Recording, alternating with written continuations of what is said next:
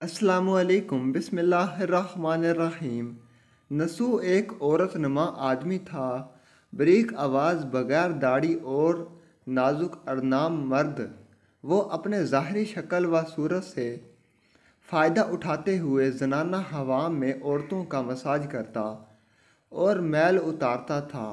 کوئی بھی اس کی حقیقت نہیں جانتا، سبھی اس کو عورت سمجھتے تھے۔ یہ طریقہ اس لیے ذریعہ معاش بھی تھا اور عورت کے جسم سے لذت بھی لیتا رہا۔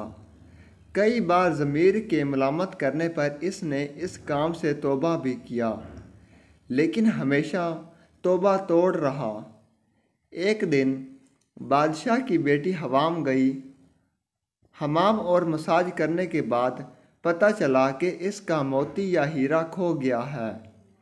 بادشاہ کی بیٹی نے حکم دیا کہ سب کی تلاشی لی جائے۔ سب کی تلاشی لے گئی، ہیرا نہیں ملا۔ نسو رسوائی کے ڈر کی وجہ سے ایک جگہ چھپ گیا۔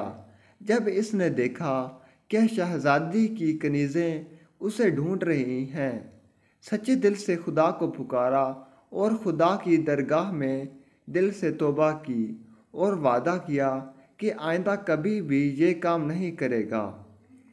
میری لاج رکھ۔ اچانک باہر سے آواز آئی کہ نسو کو چھوڑ دو، ہیرا مل گیا ہے۔ نسو نم آنکھوں سے شہزادی سے رخصتی لے کر گھر آ گیا۔ نسو نے قدرت کا کرشمہ دیکھ لیا تھا اور ہمیشہ ہمیشہ کے لیے اس کام سے توبہ کر دی۔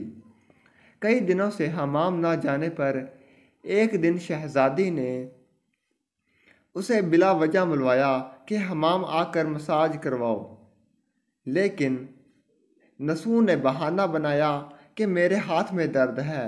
ویڈیو اچھی لگی تو چینل کو لائک کریں، سبسکرائب کریں، شیئر کریں، گھنٹی کے نشان پر کلک کرنا مت بھولیں تاکہ ہماری ہر ویڈیو آپ کے پاس بآسانی پہنچ سکے اور ہماری حوصلہ افزائی ہو سکے۔ کمنٹ ایکشن میں اپنی رائے کا اظہار ضرور کریں، شکریہ۔ نسو نے بہانہ بنایا کہ میرے ہاتھ میں درد ہے، میں مساج نہیں کر سکتا ہوں۔ اس کے بعد کبھی بھی حمام نہیں کیا۔ نسوم نے دیکھا کہ اس شہر میں رہنا اس کے لیے مناسب نہیں۔ سبھی عورتیں اس کو چاہتی ہیں اور اس کے ہاتھ سے مساج لینا پسند کرتی ہیں۔ جتنا بھی غلط طریقے سے کمایا تھا سب غریبوں میں بانٹ دیا اور شہر سے نکل کر کئی میل دور ایک پہاڑی پر ڈیرا ڈال کر عبادت خدا میں مشغول ہو گیا۔ ایک دن اس کی نظر ایک بھینس پر پڑی جو اس کے قریب گھاس چر رہی تھی۔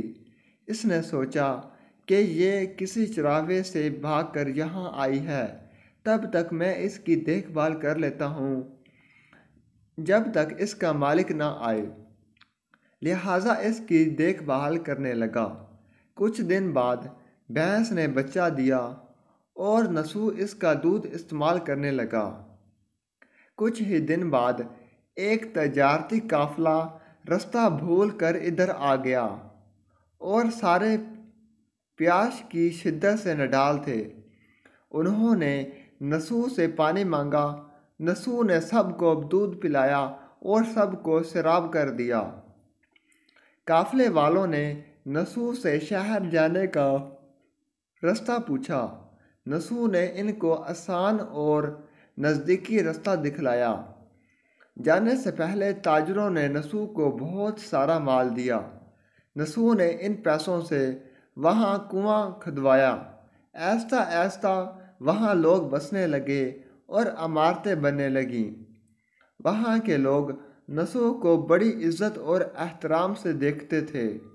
رفتہ رفتہ نسو کا آوازہ بادشاہ تک پہنچا، وہی بادشاہ جو اس شہزادی کے باپ تھے۔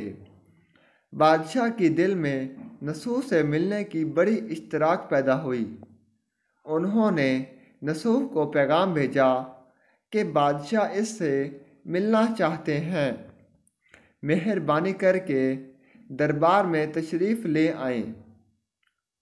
جب نسو کو بادشاہ کا پیغام ملا تو انہوں نے ملنے سے انکار کر دیا اور معذرت چاہی کہ مجھے بہت سارے کام ہیں۔ میں نہیں آ سکتا۔ بادشاہ کو بہت زیادہ تعجب ہوا۔ انہوں نے کہا کہ اگر نسو نہیں آ سکتے ہم خود اس کے پاس جائیں گے۔ جب بادشاہ نسوح کے علاقے میں داخل ہوئے، خدا کی طرف سے ملک الموت کو حکم ہوا کہ بادشاہ کی روح قبض کر لے۔ اس زمانے کے رسم و رواج کے مطابق اور بادشاہ کو نسوح سے ملنے کی وجہ سے لوگوں نے نسوح کو تخت پر بٹھایا۔ نسوح نے اپنے ملک میں عدل اور انصاف کا نظام قائم کیا اور اسی شہزادی سے شادی کر لی۔ ایک دن نسوح تخت پر بیٹھ کر لوگوں کی داستانی کر رہے تھے کہ ایک شخص حاضر ہوا اور کہنے لگے کہ کچھ سال پہلے میری بھینس گم ہو گئی تھی۔ آپ کی عدالت سے اپنی بھینس کا طلبگار ہوں۔ نسوح نے کہا کہ تمہاری بھینس میرے پاس ہے۔ آج جو کچھ بھی میرے پاس ہے وہ تمہاری بھینس کی وجہ سے ہے۔ نسوح نے حکم دیا کہ اس کے سارے مال اور دولت کا آدھا حصہ بھینس کے مالک کو دیا جائے۔ وہ شخص خدا کے حکم سے کہنے لگا کہ نسوح جان لو نہ میں انسان ہوں اور نہ ہی وہ جانور بھینس ہے، بلکہ ہم دو فرشتے ہیں تمہیں امتحان کرنے کے لیے آئے تھے۔ یہ سارا مال اور دولت تمہارے سچے دل سے توبہ کرنے کا نتیجہ ہے۔ یہ سب کچھ تمہیں مبارک ہو۔ وہ دونوں فرشتے نظروں سے غائب ہو گئے۔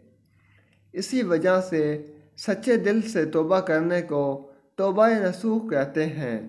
ویڈیو اچھی لگی تو چینل کو لائک کریں، سبسکرائب کریں، شیئر کریں، گھنٹی کے نشان پر کلک کرنا مت بھولیں۔ کمنٹ ایکشن میں اپنی رائے کا اظہار ضرور کریں۔ شکریہ۔